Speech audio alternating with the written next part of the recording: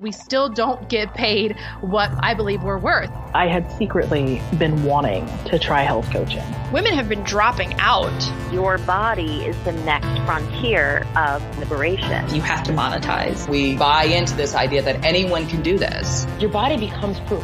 Whether or not we're trying to sell a service or a product, all women are brands. Now I'm a health coach. My name is Kyla Tova, and this is Your Body, Your Brand. Episode 9, What Men Feel All the Time. Please note that this episode has been marked explicit for language and may contain triggers for people with eating disorders. This is part 2 of a 2-part episode.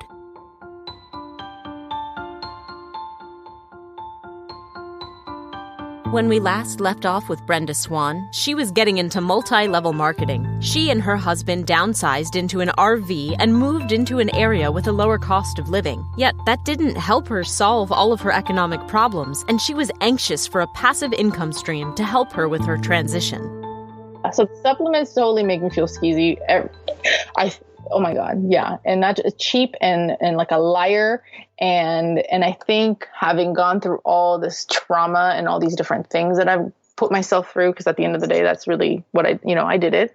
In fact, let me tell you something. One of the coaches came to me and said, hey, you're a bona fide, you're a totally bona fide health coach, wedding planner. People trust you. People love you. I want to get you in this thing, and you're going to love it. And I was like, well, really, what is it? And I actually respected this man to like eternity and back. So he started selling this thing, this supplement. And he's telling me about it. He's like, I know you're super picky about things that you do, and you got to match them up with your brand. And let me tell you about this amazing, crazy, great supplement. And he's telling me, and I'm actually buying it because, it's a weakness. I don't know if I'm like an alcoholic or something where it's like, what, I'm like, ooh. And he's like, when you're leaving and you're not going to have any income, but if you help me set this up, and you're going to set this up like this, and you're going to make passive income until you figure out what you're doing. He's saying to me, this coach is like, you should start selling this, and this is how you'll make money. And that way, when you end up in Virginia and you don't know what you're doing yet out there, or you can't find a job or whatever, because you're going to be living in this podunk town, like he was instilling the fear of like, oh my God, your life's going to be over. You can have residual income from this, and then you can pick up with this over there and then continue to make money. But think of all the money you'll be making from all the connections and all the people here with this thing. And like I said, I was like 90% into the point where I came home and I told Dayton about it. And he just kind of looked at me, and then he's like, well, do you really want to do this?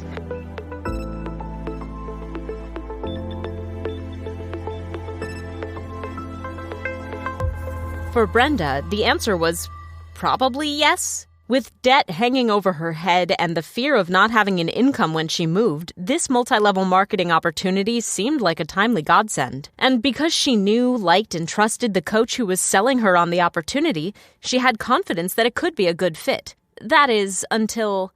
Then I got an email from this person saying, oh, and you know what else is amazing about this is that you can give it to kids. The moment he started sending me all this information about how I could sell it to not just my previous clients from the wedding world, but all of my health coaching people, all of my connections at the gyms, but anyone that I knew with children, that was like what literally threw me on the ground. And I was like, the fuck with that.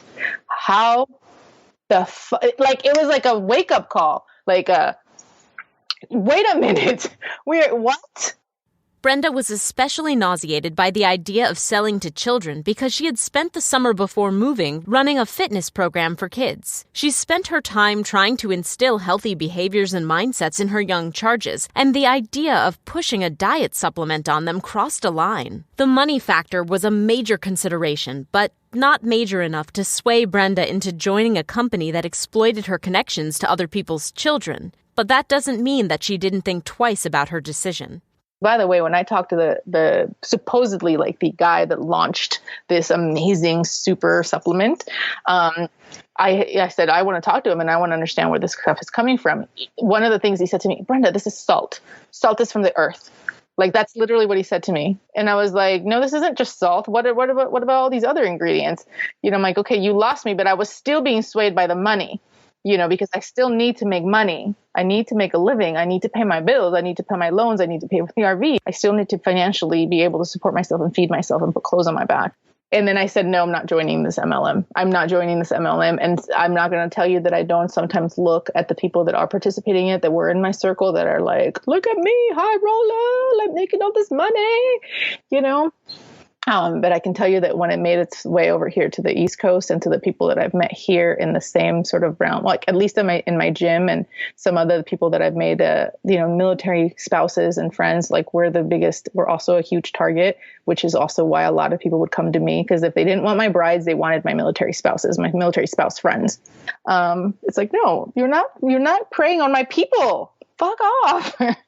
But unfortunately, multi-level marketing companies do prey on your people. That's exactly the point of network marketing, whether or not you actually see it as preying on someone. Well, any one of your friends in your extended network might be a good target for this special business opportunity. Network marketers often train their sites on people who might be especially vulnerable and be swayed by the prospect of a flexible job. Military wives, new moms, even people with chronic illnesses. They turn to these communities first because they know that they won't be able to get or are looking for alternatives to a regular desk job. They also target people who signal online that they're trying to make money on the side or to participate in the gig economy. So here's a quick story. For a time, I had an Instagram account for my dog, but pretty much everyone who commented on it outside of my regular circle of friends was somebody in a network marketing company. They would leave these vague comments saying, great content, or love that shot, to get me to click over to their profile and see who they were. And once I clicked over to their profile, I would find an endless array of shakes and workouts. Why would anyone do this on a dog account? Well, figure this. A lot of the people who run their dogs' accounts identify as women. And a lot of those women are running their dog accounts while in between jobs or as a side hustle while raising children or teaching or trying to transition out of the workforce. And there are enough viral pet accounts out there to convince a lot of people that they too should try to build a business on the back of their photogenic dog. Just as there are enough viral MLM coaching accounts to convince women who don't have a steady job that there's a business in posting about your workouts. I talked about this with Dana Shore, a friend of mine who happens to be an essential oils consultant for a network marketing company. As a consultant, Dana is, of course, pro-network marketing, and I wanted to include her positive outlook and perspective in this conversation. I think that's why a lot of moms and stay-at-home moms or young moms get into it or whatever, or teachers as well who are around a lot of moms, things like that, is because you need more money. You need to help your family, but you also don't want to spend that money on a nanny right away or babysitters or daycare. You want to be home with your children. And this, the whole point is, right, this allows women to do that. And then you get sort of into a whole nother topic. And that whole different topic is what we want to focus on today.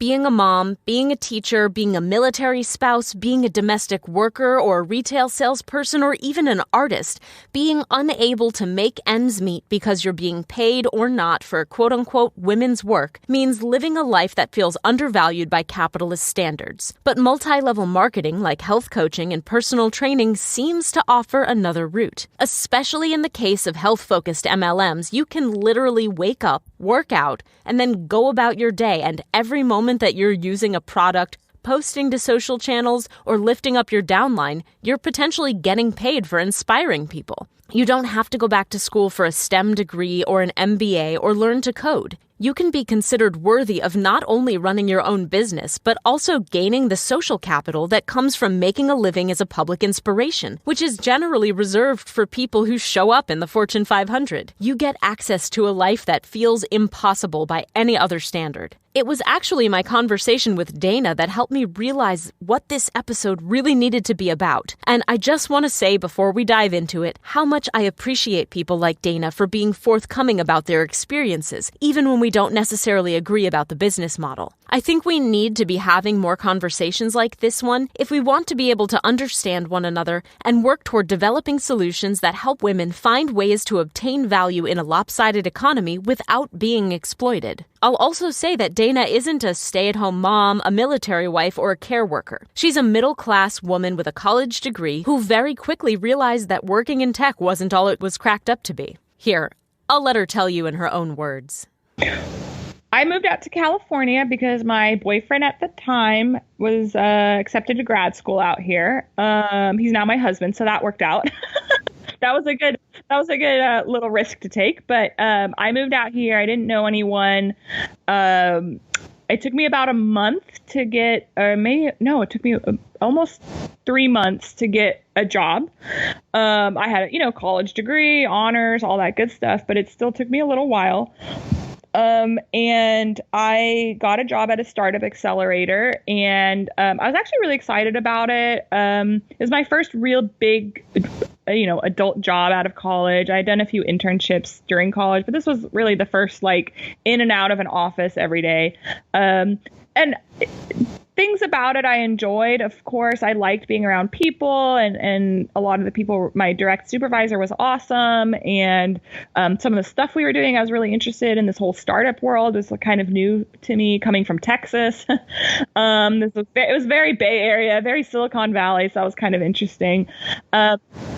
Things I really disliked about sort of that corporate culture, and it wasn't specifically this place I worked at, I think this happens anywhere, is that if I was given a task or a project and I finished it quickly or just in less time than I anticipated or whatever, I then had to spend the rest of the day looking busy. Right. And looking like I could ask for more stuff, but if they don't have anything else for me to work on, then they don't have anything else for me to work on. And so I was reading CNN, I was doing things, I was trying to research what I could. I mean, I wasn't trying to intentionally just waste time and sit, on the internet all day. But on the other hand, I finished what I was supposed to do. It already got turned in and approved and all that. And yet I couldn't go home. I couldn't go grocery shopping. I couldn't go to my doctor's appointments that I needed, or whatever other things you could think you could do at 2 p.m. So I just felt like, well, it's great that you're paying me, whether, regardless that I'm not doing anything, but I'm just going to sit here for another 4 hours looking at the clock, trying to look busy, just because I have to be here. And so things like that kind of irked me, in the sense of I want my time to be used very efficiently.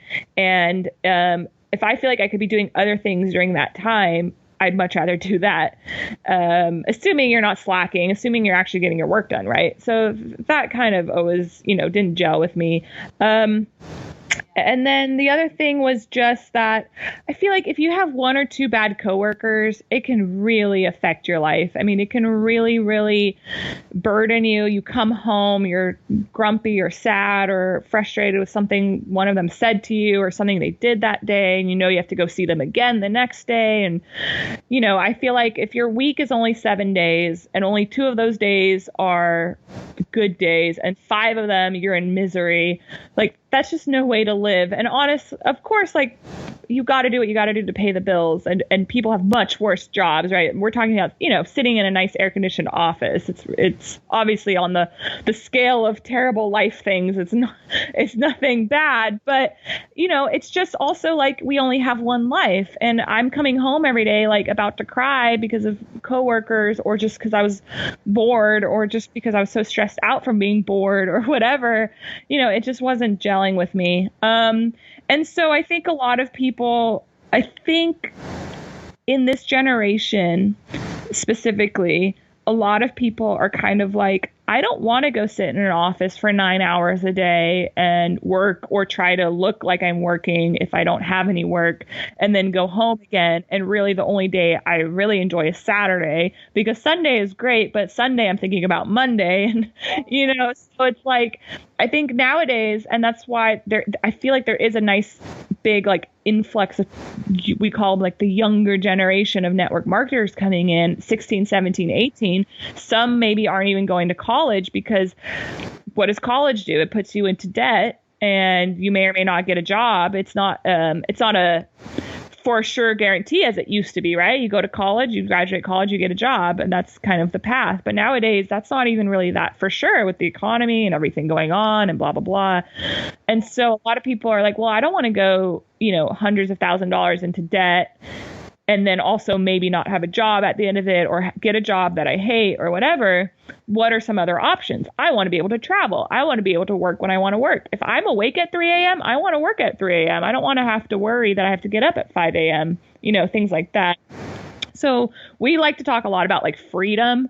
And it sounds wonderful. Like, oh yeah, a job where you can like work whatever you want to work and travel the world. And as long as you have internet access, you could probably, connect with people. And as long as traveling is great, right? Because you're accessing all these different markets and different people and their networks and all that. Like, yes, it sounds great. It's not that easy. And if anyone tells you it's that easy, then don't sign up with them. To summarize, Dana, like me, graduated in a down economy. Getting a job, a good job, a real job, wasn't a guarantee, even though that was the perception when we first went to college. And even today, where unemployment is at its lowest in decades, wages are stagnating below inflation, and even a real job isn't enough to guarantee a comfortable life. And though we feel like we should be grateful when we do have jobs, when that job begins to feel like it's suffocating you, you start to look for other alternatives. And they're right there on the internet and in your friends list waiting to be found. We're going to talk more about this feeling of being suffocated by your job in a future episode, so let's put a pin in Dana's frustration about her seemingly pointless career situation, and let's shift our focus to freedom. The idea that MLM creates an alternative way for women to gain capital in a society that doesn't seem to want them to. And the way we kind of like joke about it, I guess, semi-seriously in the whole, as network marketers, when we talk to each other about, people complaining or this or that, is like, oh, well, an office is a typical pyramid scheme, right? You got the CEO at the top, and then you have upper management and middle management and lower management, and then you have like all the actual workers. And, what is the chance or the likelihood that one of those workers at the bottom could become the CEO one day? Probably not as likely, right? Maybe in the olden days you could work your way up, but nowadays, people hire from outside, or there's nepotism, or there's just who and network marketing in that sense. And so that's kind of our like, oh, that's a pyramid scheme kind of a thing. Which is, I don't disagree with that. I think, I worked in an office environment for 9 months, and there's no way I would have ever been the CEO of that company, no matter how hard I worked. I was going to just get the salary that I was going to get, and maybe you get little promotions here or there, or little bonuses, but are you ever going to be at the top of everything? No. We like to say in network marketing, you can, or you could possibly have that possibility of sort of being at the top of your own structure.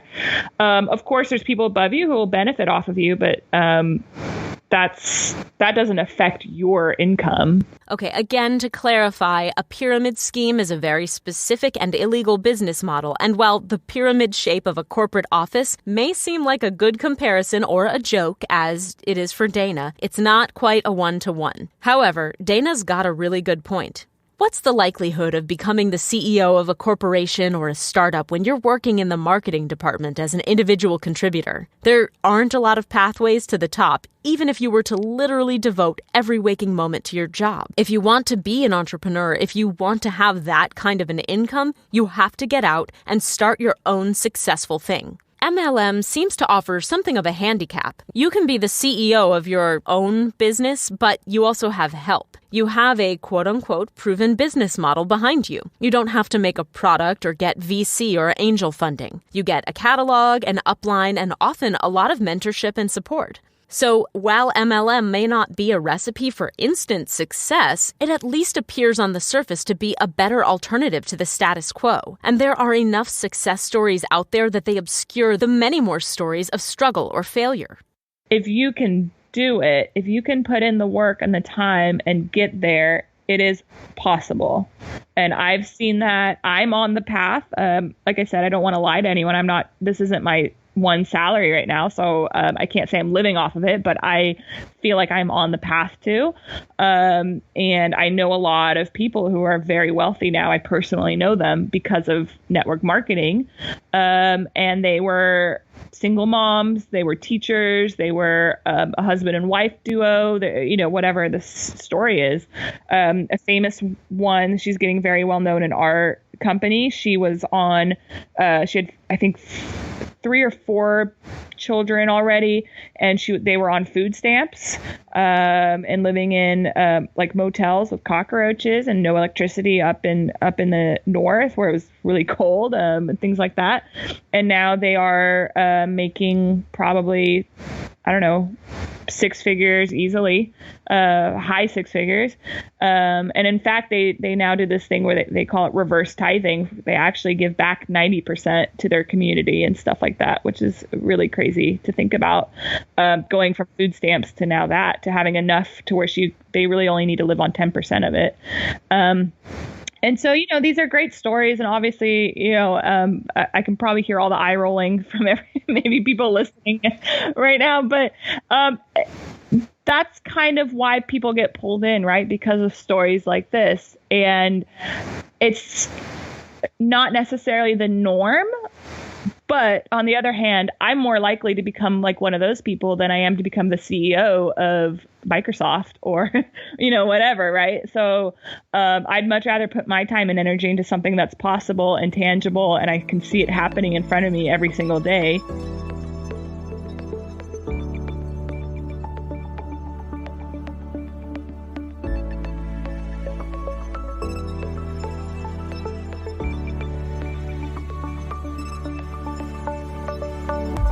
And here's the thing. At least here in America, we privilege the entrepreneurial spirit. We fetishize CEOs and pay them outsized salaries. They are the ultimate influencers, and they're largely male. So, while multi-level marketing may not put you on par with Bill Gates, if you get in early and you do make a lot of money running, quote-unquote, your own business, you're on that level to your downline. MLM essentially reprioritizes gender under the neoliberal framework and, at least in theory, allows women-identifying people to feel what it feels like to function and be valued like a man in the economy. Having been in Silicon Valley now for a few years and being around all this male-dominated world, and then I go to our yearly convention, and it is, 90% women, and the people crossing the stage and getting their names announced are almost all women and of all different ages and sizes and everything, and life, like all different jobs that they had previously and all these things.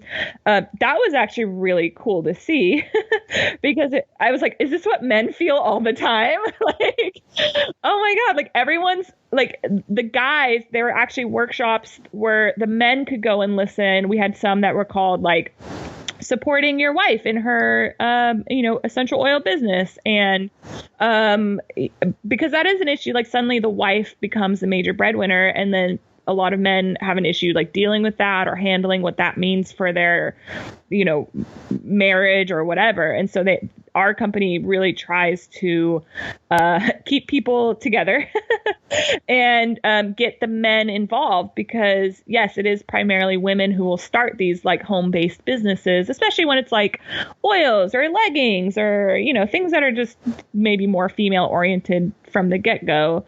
And of course, this is all talking in major stereotypes and very binary definitions. But it was very cool to be just surrounded by mostly women who are killing it. And some of them, and like I said, I'm kind of on the inside track because I know a lot of people in the higher up levels and this and that, killing it, earning lots of money for their family. They're the sole breadwinner to the point where even the husband quits his job and then joins her in on it, right? And then they become like a pair, and they're it's not Susie crossing the stage hitting a rank, it's Susie and Ben crossing the and doing it together, which is awesome. But it is very, very, very cool to see. And our company is actually, our CEO is a female, so that's really cool. I think that makes us like the largest female operated like network marketing company maybe in the world, I think, or something crazy. But just stuff like that, like as women really appreciate and resonate with, that maybe, I don't know if men really would realize it as much, how much it means that the CEO is a female or that the majority of the people there are female. And then it's kind of interesting because the men have to learn, like, you know, how to succeed in a female dominated industry. And I think, yes, you do have to figure that out.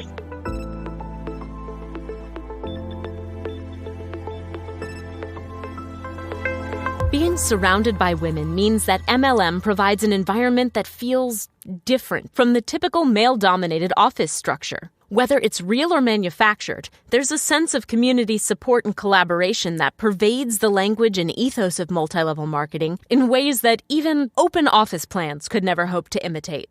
I was really exploring my relationship with money. And this, the first time someone talked about, hey, you know, you can build something called residual income, where in a service-based industry model that was totally foreign to me, that, I can create a system that helps way more people and continues to pay me as I can start a new creative project or rest, you know, and like that was something that Kate Northrup talked about. And I think there was, you know, she'd listed a bunch of ways that you do this, whether you do real estate or you do, or you know, you write a book or information product or try network marketing. So then it was really positioned as, this is just something to try. And then I told myself, okay, what if I just did that? Because I thought, do I need to go and do an MBA? Do I buy another like B school style thing? I said, well, what if I treat this as like my education and I see how it goes? And I do it for, like, I set myself this thing, like, I'll do it for 5 years and just see what happens. And I think once I created that like boundary, that container for myself, I was like, I'm doing this to learn. And that gave me a bit more distance, which helped me with my own like judgmental mind and my own fears around it. And I think then people's response, like how one of my close yoga friends, Jen Wendy, signed up, and she just really saw it, you know, and then seeing her get it and seeing her see it helped build my confidence. And then another person in Toronto enrolled and was like, yes, let's do this. And so I really have to say, even though it's, you know, I'm quote unquote their upline, like I enroll them and I mentor them, it's so horizontal in the sense that like we all help each other and we all motivate each other. For Jen Crudeboss, the yoga teacher and essential oils consultant, some of the most rewarding parts of running her network marketing business are being able to build a team, work collaboratively, and mentor and be mentored. What was really fulfilling and has been really fulfilling to me is that I get to take my friends and colleagues with me and show them that they can dream bigger for themselves in terms of their financial freedom, in terms of their leadership, in terms of having a community. I am just completely amazed with the amount of mentorship that I receive, with the community that I get to be part of, and with how I see myself able to show up for now my team of builders, which is like over 40 people right now, which is crazy to me, which is wonderful. For Dana, the experience is the same. I have never felt like so, besides like my dance studio, I've never felt so like welcomed and encouraged and supported. And you'd think that all these people who are really after the same thing, right? Sign up everyone around you. You think we'd all be like not sharing our secrets and our strategies and like not talking to each other, but people are so amazingly generous and sweet. And the energy that you feel at these like conventions, which of course is like the biggest one, or, you know, even smaller events, like local area ones or whatever. It's very, very exciting to see women generally who are excited and see the possibility and have hope and really love what they do. And I think that's maybe something, unfortunately, that's too rare nowadays. And so that was a big deal to me. And like all my mentors through network marketing and in this company, none of them are men. They're all women that I listen to and read their books and talk to whenever I can and you know, things like that. They're all women, and I think that's really, really cool. of course, I think more men should get involved with it. I think it makes, things easier if your hubby or your boyfriend or whatever supports you while you're trying to do this. But it is kind of cool to be just surrounded by, 20,000 other women who are all like just trying to do what you're doing and support each other. And you see a woman on stage and I don't know, stuff like that's very, very cool. And while we could celebrate the fact that MLMs do offer these opportunities to build community and support, we also have to acknowledge that that support is contingent. Even in building a team of over 40 people, Jen recognizes that it's not all altruistic. This is still a business after all. But in some senses, the benefits of working together to run this business are still personally fulfilling, because in a neoliberal feminist sense, proving that she can generate income for herself is self-affirming.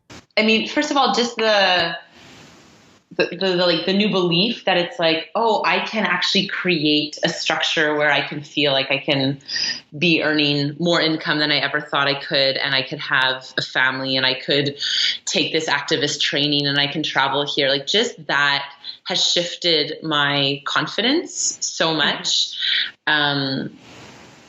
So just that energetic shift, and the community of knowing, like, at any moment, I can write on a Facebook wall, or I can write to an upline or a downline. And now I have this like solid community that are literally rooting for me, not just because they're nice people, but because like my success will have an impact on their business. But what Jen isn't saying, probably because she hasn't experienced it, is that if you don't succeed, then it impacts others' businesses as well, negatively. So if you fail, so does everyone else. Because the community of network marketing is built on the premise of making commissions off of one another's sales, that community can turn into a mean girls situation pretty quickly. And because you're not getting a salary, you can't blame the product or the company for your failure. Dana acknowledges that. The burden is on you. The burden is not on, that's kind of, it's not on the company to succeed so they can pay their employees, right? The burden is on you to do the succeeding in order to pay yourself. And so that's definitely an interesting little, probably the scariest part of it, I would say. Community, when it's financially motivated, isn't the authentic support system that it's made out to be. When you're fully bought in and seeing success with your efforts, you may not think that's a problem. But what happens if you aren't performing at a level that recompenses your upline for their investment in the time it takes to train, mentor, and promote you? What if you don't have the resources to invest in the team the same way that others expect you to? In our last episode, we talked to Sarah Kahn, a teacher and a former network marketer. I wanted to learn more about her experience so we can understand why she left network marketing. Our sort of team lead, the guy who started our team in this region, he was already a marketing guru. He worked for an organization as a marketing specialist, and so he, and he was putting thousands of dollars a month into his own marketing, and for some reason expected that we would all be able to do that. We would all be able to emulate that model. And when it kind of dawned on him that we don't have thousands of dollars of disposable income every month to throw at Facebook ads and things like that, he started to come up with different ways to help support people. But ultimately, it did come down to that. If you're not willing to invest some money in this, then I'm not willing to invest in you. And that's actually a conversation I had with a friend of mine, a very good friend of mine, who's actually still in the organization and working hard. This idea that, people who do really, really well, the top 1% to 5%, are the ones who get all the accolades and the ones who get all the support, and they have the one-to-one calls with, executives in the organization. And it's like, well, those people obviously don't need the help. So why not help the 95% who are doing it because they really need to, and they need the support and they need the help? It doesn't make sense to support the people who are already making money. But, and it comes down to, I'd heard a story about, and actually our upline had used this as sort of a marketing gimmick about how dedicated someone was. We have the company had a yearly retreat kind of thing, that everyone went to reconnect and re-engage and re-energize and refocus. And they would launch new company products and things like that at this event every year. And I remember he said, there's a woman who sold her car in order to afford tickets to go. And all I could think of was, how's she going to drive her kids to school on Monday? when she comes back, but that was the epitome of dedication to the cause and to the company and to really believing in the product. And I thought, no, that's insane. It almost made me sad because it felt to me, and I don't know the person and I don't know their backstory and I'm speculating, but it sounded to me, it smacked of desperation. Because we were told, if you don't go to this event is going to change your business. It is going to change your life. If like this is the people go to and their business just takes off. And there was a lot of guilt if you didn't go. But that first year I didn't go. I couldn't afford it. The second year I bought tickets and ended up in the hospital about a week before we were due to fly out. I had a health issue and was told that I couldn't fly. And I remember the team lead texted me one evening and said, "Where are you?" There was a team meeting or something prior to this retreat. And I said, "Oh, I'm in the emergency room." "Oh, okay, never mind." Like that was it. There was no, "Oh my gosh, are you okay? What's happening?" There's, "Okay, never mind."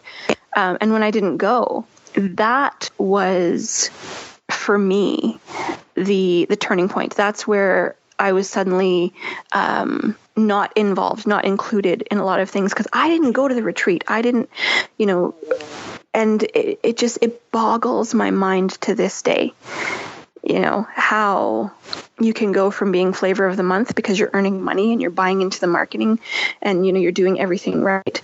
You have a little bit of an upset in your life and suddenly you're not dedicated. You don't want it bad enough. We're moving on, and I know that I'm not alone in those experiences. I know that there are a lot of people who've experienced something similar. I'd like to think that my experience is unusual. I would like to think that my experience is not common. Unfortunately, I know that that's not the case at all. This, to me, is one of the most troubling parts of the community that gets built in MLM. It seems like there's a community there, like this is going to be one big happy party where lady bosses are helping lady bosses. But at the end of the day, if your income is dependent on the success of all the other lady bosses underneath and connected to you, then things have the potential to get ugly. And if you want to get paid, it's every woman for herself. Or is it? I talked to R.C. Woodmass, a trained classical soprano and a non-binary lesbian who works in tech, who came up with a plan to use MLM to upend the corporate system and actually create opportunities for marginalized communities. I've been an artist my whole life. And so I did 10 years of opera school, and I had a freelance career, more or less, in opera, and still do. Although I'm doing a bit less of that now, just because I started my own business this year, which is called Quill Creative, which is building. There are a bunch of things that are associated with Quill, but the big moneymaker, quote unquote, of it is building websites. And everything that kind of surrounds the work as a web developer. And I'm self-taught. So it's interesting because I went to school for 10 years as a singer. And then, of course, I entered into this world of like startups and, misogyny and opportunity and amazing folks and amazing possibilities and future and all this stuff with like no formal training at all, which is so funny, right? Because even artists, like in our culture, it's like, well, you have to go to school, you have to, get a degree. And this is, of course, one of the myths of, capitalism and what else that's pushed on us. But I guess I personally find it fascinating that I didn't even go to school for it. But yeah, and I'm also, I'm an activist. I try to really examine my business practices in terms of, am I allowed to swear on this podcast? Yes, you are. Okay, in terms of like, fuck capitalism, but I still have to eat. And so trying to kind of come to terms with the fact that I can't live outside a capitalist system, but that I still want to be, I still want to thrive. And I still want to be able to give back to my community in a way that's not draining on me and my resources. And I don't mean I won't self-sacrifice for my community, but just there's so much to think about in terms of ethics. And sometimes it's just you're choosing the lesser of two evils and stuff like that, you know? RC believes very strongly in community activism. They are also very aware of their own privilege and eager to use it to help others. However, at the time when we recorded this interview, which was a couple of years ago, they felt unlikely to be able to generate the kind of capital needed to fund projects that could lead to large-scale systemic change. And as a web designer, their work is fueled by the fuck capitalism, but I still have to eat ethos. And in a capitalist society where time is money, they sometimes feel acutely how difficult it is to navigate the balance between generating capital and building community. So I'm 31 right now. And last summer I had this moment where I thought, wow, okay, let's say I live to 100, right? Who knows how long we're going to live, but let's say that I have until I'm 100. So I just turned 30 and I was like, I have 70 years. And I was like, what would I do if I knew that my deadline was 70 years from now?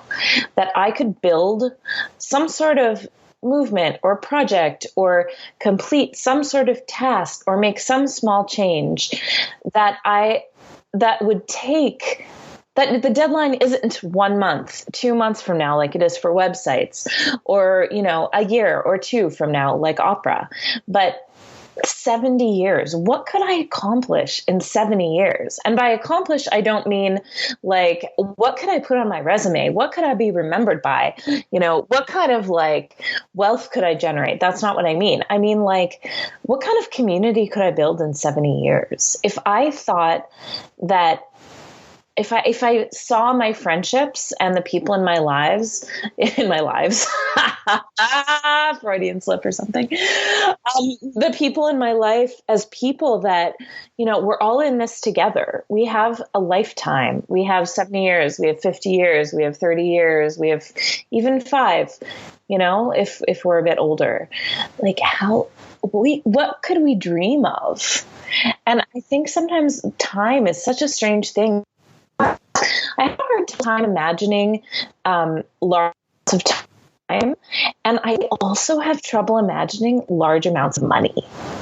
For women identifying in queer people, time is one of the most valuable resources. Being underpaid for the same roles as cis men means having to build up a side hustle to fill in the gaps. And for those who pull a second shift at home with the kids, it's another resource being depleted. For those like Dana who are forced to sit in an office and put in FaceTime instead of using that time productively, it is depressing to watch that time as it slips away. And for activists like RC who didn't necessarily have the financial means to make activism a primary job, it's the one out-of-reach resource that could change the world. After all, even if we had 70 years, how could you productively create structures that lift communities out of oppression when you're reallocating 40-plus hours a week to a job that isn't paying enough? So RC started exploring ways to circumvent the unequal structure of the capitalist system, first by building what they called a collective arm of their web design business. So what that is it's a community structure of basically crowdfunding on a monthly basis, similar to Patreon, but I'm moving it off Patreon. So I'm just doing it on my own website. And so contributing members, no, not contributing. What's the language I'm using? Supporting members of the collective pay a certain monthly fee. It could be, $3. It could be $100. It could be $1,000. And so that goes towards paying my fee to then build free websites for supported members of the collective, which apply for a free website through my website and then join the collective that way. This is a way that I can give my resources to my community. And I think that receiving money from your community is also a community service because it's like redirecting resources literally directly into people's lives that need a certain service and my own, And so it's allowing me to be able to provide something to my community without making myself into a community resource. I think the idea of building new community-based business structures may be the one key for creating actual change for marginalized communities under a capitalist system. Because RC was building the structure themselves and not relying on anyone else's business model to make it happen, it seemed like a really good way to make sure that all business was being conducted ethically and above board. The problem is when you run your own business, especially one that's based on community building and giving, you also run the risk of burning out. So RC decided to try using an established business model that appeared to offer more freedom than the traditional routes to financial success, without the risk of starting from scratch. And so in that way, I'm hopefully not going to burn out as quick, right? Because right now I'm just like I was building websites for free. I was just kind of offering stuff for free to people that I knew needed it. And it just wasn't working out for me. It was so exhausting. And so it's a bit different so I'm part of, which is, and it's an essential oils company. They also sell these incredible supplements. I'm a huge fan of their products, which really helps. Just in my own kind of whatever, I love using essential oils and stuff like that. But it's interesting because I was entering a structure that was pre-existing. So I could enter it with a critical, I can bring my criticism to the table, but I don't necessarily have the power to change kind of the upper, the way that the business is run, the way that the marketing happens. I can't just say, well, that's not working, we're going to change that, because it's not just my business in this certain sense. And so I'm trying to change the way that people imagine that MLMs and specifically can be used to redirect resources to more marginalized people. And I'm really excited about that, because it's another way that I'm just kind of using capitalism to go fuck itself, In buying into MLM, RC set for themselves big goals and big hurdles. So here's a little deja vu for you. So, okay, well, one of the things that I think is really important and was important in my kind of I'm going to call it a journey. It's not been so much of a journey, but I've just done a lot of learning around the structures of MLM and really trying to kind of think independently about capitalism and come with my own kind of criticisms instead of just allowing stigma and stigma towards certain structures within capitalism to limit my kind of thinking about how we can kind of turn it on its head. And so for me, the biggest thing was it's a pyramid scheme, right? And so MLMs, yes, they are in a pyramid shape, they're in the shape of a triangle. And that's what you talk about. And you know what? Every single structure in capitalism is a triangular shape. The money always flows up. The money never flows down in capitalism. And so all of the miniature structures within capitalism operate that way. That is what capitalism is. And so, and that's also what causes what contributes even more to the system not working for many women, especially for marginalized folks. It's we're pushed to the bottom of the pyramid, some of us more than others, right? And so that was the first thing that I realized. That was a big aha moment for me, is that, no matter what way I'm participating in capitalism, I'm participating in some sort of pyramid structure, right? But the thing I want to do with my business, which I haven't started yet, is so in it's true that you get people under you, quote unquote, and it's selling, it's buying, it's kind of your classic structure. So what I'm going to do is I'm going to have people join my team. They're called builders. So my builders and I are building a scholarship system. So the more money we make off of our bonuses, off of our company, whatever, we're going to contribute it to an independent fund to actually fund those marginalized people, or those people who need it, or those people who can't afford to get into it, but, are already being fucked by capitalism anyway. We're going to pay for their entry into the program and support them as they grow, basically.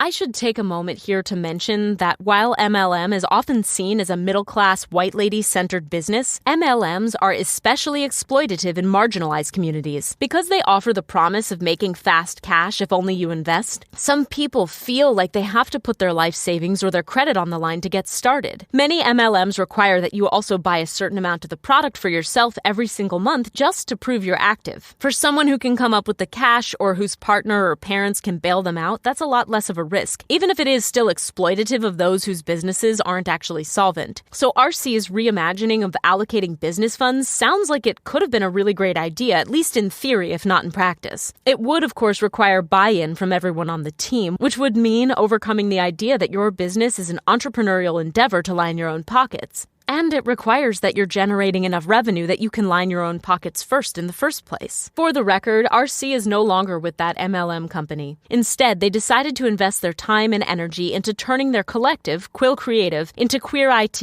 a feminist, anti-capitalist web design company for and by queers and those who love them. And they donate 5% of every contract to the Montreal Native Women's Shelter. Just for some disclosure, I was a customer of RC's back in 2017, and they did an awesome job of babysitting my old website. So, okay, queering MLM isn't going to happen anytime soon. But how do you make this a sustainable job? Too many women are looking for community and growth and mentorship and support, and they're going to keep dropping out of the workforce for whatever reason. So if you're going to do it, can you at least do it safely? Both Dana and Sarah, who we have seen each have different feelings about their experiences with MLM, offer some sage advice. Here's Dana first. If someone tells you this is the secret, most best way to work from home and become a millionaire, and it's so, easy way to make money in your pajamas and things like that, that's a big warning sign to me, because you shouldn't be working less than you would work in an office. But if you are putting in 40 hours a week, yeah, you probably actually will do really, really well, because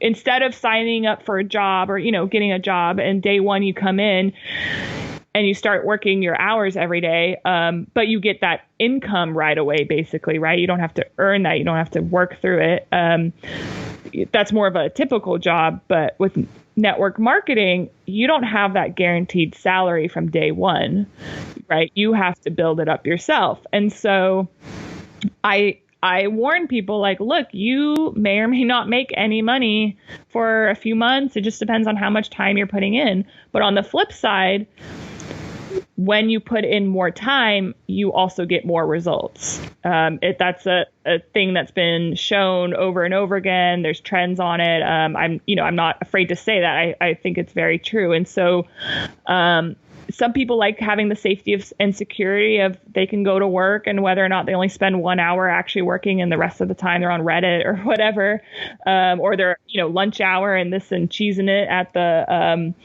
getting water and all that stuff at the old water cooler.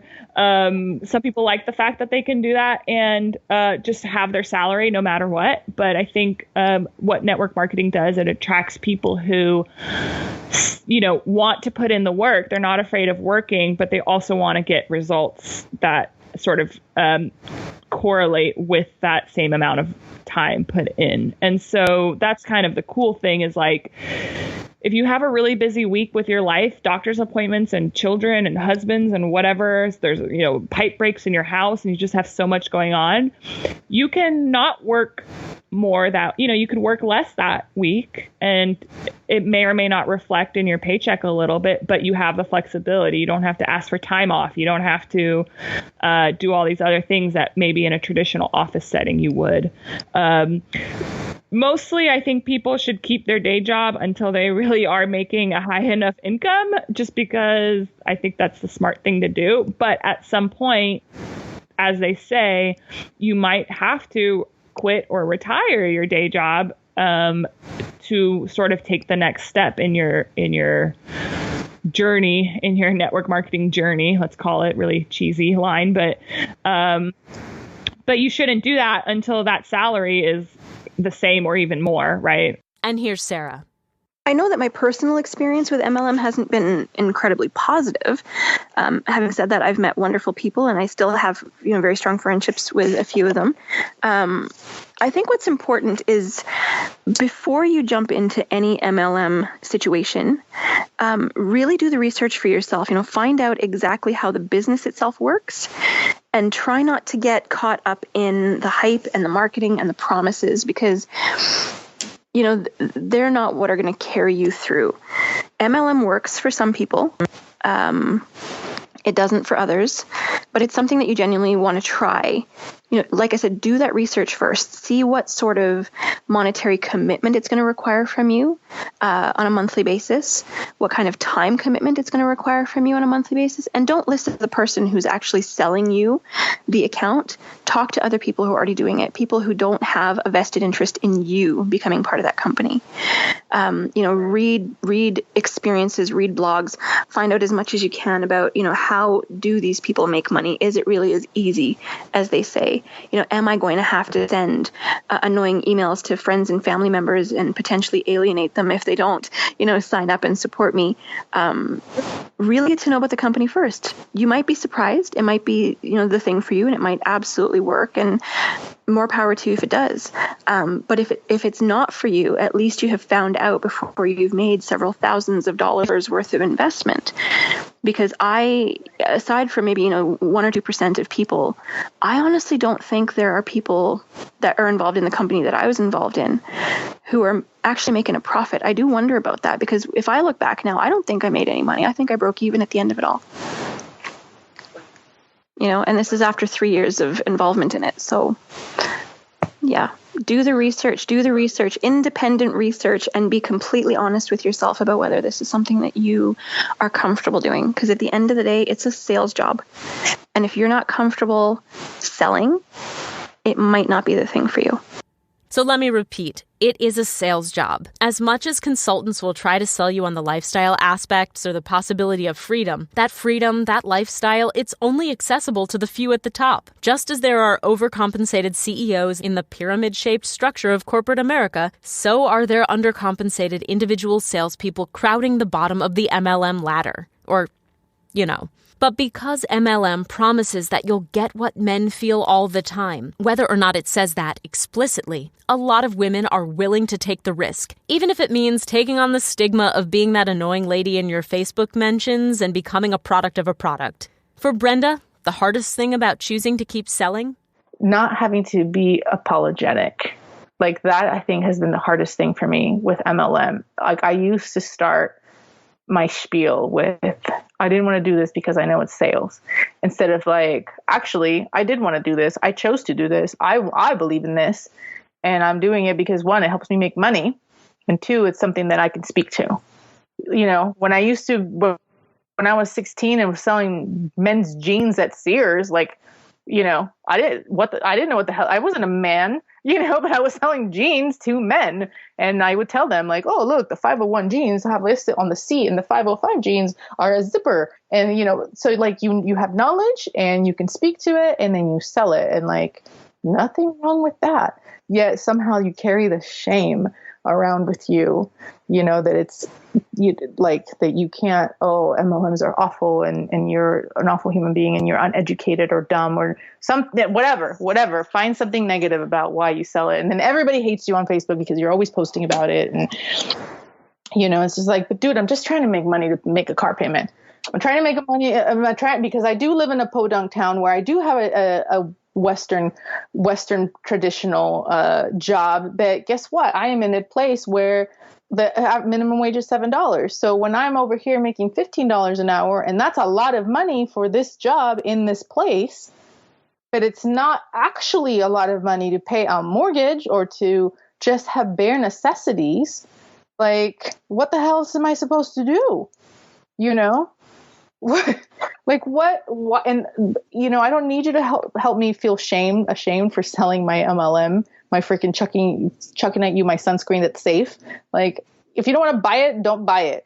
That just don't send me your nasty messages. Like, so what if it's MLM? Like, would you feel differently if I was selling this, if it said like banana boat and I was out at Walmart or Target or, you know, somewhere ritzier than my house selling you a safe sunscreen or whatever? Like, does that make it different? How does that make it different exactly? You know, either way, I'm still making a fraction of what the company's making, whether I'm doing it on the internet out of my house or if I'm doing it at a boutique selling their brand. Puts us in a really, really strange situation. And while that strange situation creates a lot of conflict for women, for my friend Hadass, who, after years of searching for a career that felt fulfilling, after years of being underpaid or not making a profit, MLM still feels like the only answer. I actually think that as far as businesses go, this is the best model I've seen so far. You look at people who start a brick and mortar store, they are in debt up to their eyebrows, and they're lucky if they break even, and most of them go under. And I don't want to do that. And I don't want to work the kind of crazy hours that are required. My health won't allow it to. I used to be a high school teacher, and I just couldn't hack the hours that were required as a new teacher. My health just didn't allow it. So this is a way that I think this is the future. This is the gig economy, and you can scream and yell and rant and rail about it, Kyla. And I've seen plenty of your ranting and railing, but this is the future in terms of the economy. This is what people are going to be doing. And personally, I really, really enjoy being my own boss.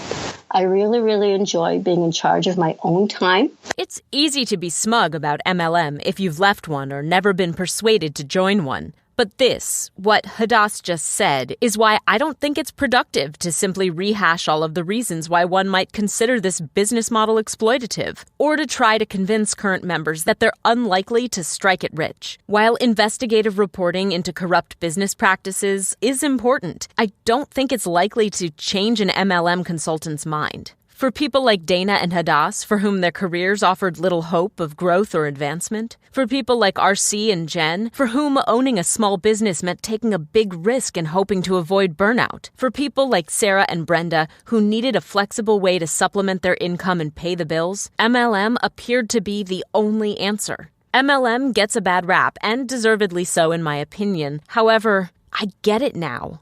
In a world that's full of structural barriers to personal economic empowerment and social capital, MLM appears as a ladder to help you personally get over the walls.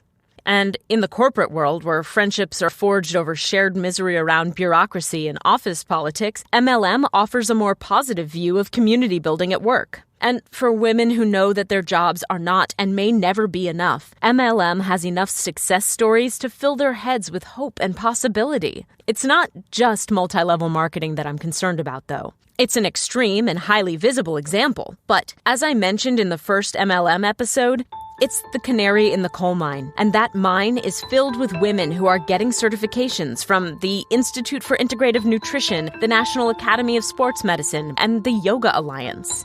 They're also putting money, reputation, and identity on the line to chase after a dream of raising financial and social capital on their own terms. And they're doing it by making money primarily out of the pockets of other women, using their bodies and their lifestyles as both the marketing and the product.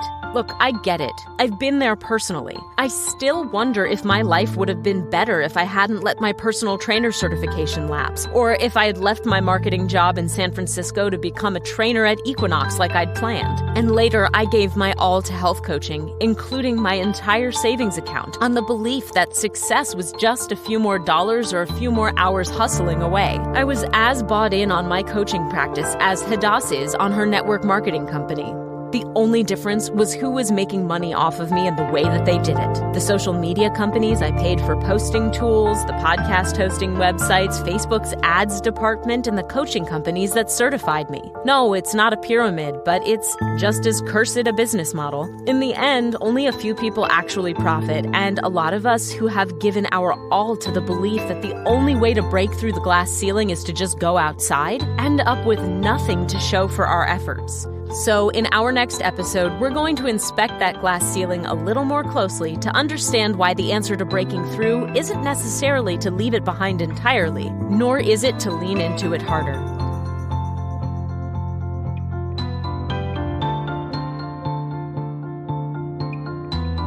The Your Body, Your Brand podcast was written, recorded, edited, and produced by me, Kyla Tova. Dramaturgical feedback was provided by Kendall Lynch. Music for the intro was written and produced by Mackenzie Quattlebaum.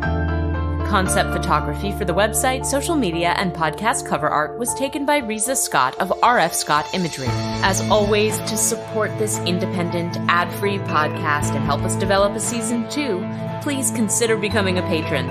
Patrons who pledge $3 a month or more will get exclusive audio, including cut audio and longer, previously unreleased interviews. This week's interview is with Dana Shore. Just visit patreon.com/bodybrandpod to hear all of the exclusive audio. For show notes and links to the guests who appeared in today's episode, please visit bodybrandpod.com/listen/MLM. And if you're enjoying the podcast, please make sure you subscribe and leave us a review. I'm sure you've heard this on every podcast you listen to, but doing so really helps. Here are a couple of the reviews that we've gotten recently. This one from nspice0505 says, revolutionary and great production. This podcast is revolutionary. It takes a look at diet culture, capitalism, feminism, body positivity, and more without judgment. I've followed Kyla for a while, and seeing her get to this point is awe-inspiring. Thank you. The style of this podcast is done so beautifully, and the conversation is important. However, Kyla's spin on this conversation is something I've never seen done before. She's truly breaking ground with this podcast. Also, subscribing as a Patreon is well worth it. The full interviews are fascinating as well. Can't wait to see where this goes. Well, I can't wait to show you, and thank you so much, as well as thank you for being a Patreon patron. Here's another review from Dancin' Crazy, which says, I'm obsessed. As a newish online business owner, this podcast is helping me to be really reflective about the way I present myself online. It's fascinating to hear the stories of others and what really happens behind the highlight reel of social media. Thank you so much, and also I'm glad that it's resonating as you're planning on working on your own business. As I said in the interlude that I published earlier this weekend, this is a chance for all of us to reflect on what it means to be swimming in this cultural water that we're swimming in. Speaking of which, if you are a health coach, yoga teacher, personal trainer, or other kind of body-based wellness entrepreneur, or have considered becoming one, or have stopped being one, I would love to hear from you. So send me a text email, or better yet, record a voice memo and email it to yourbodyyourbrand@gmail.com. I read every single email, and I do my best to reply to them in a timely fashion. If you haven't gotten a reply yet, it's because I'm in grad school and we're in the middle of midterms. But keep an eye on your inbox. I will get back to every single person who has emailed in the past week and who plans to email in the next week. Until then, I cannot wait for you to hear next week's episode, so hang tight and we'll see you for episode 10.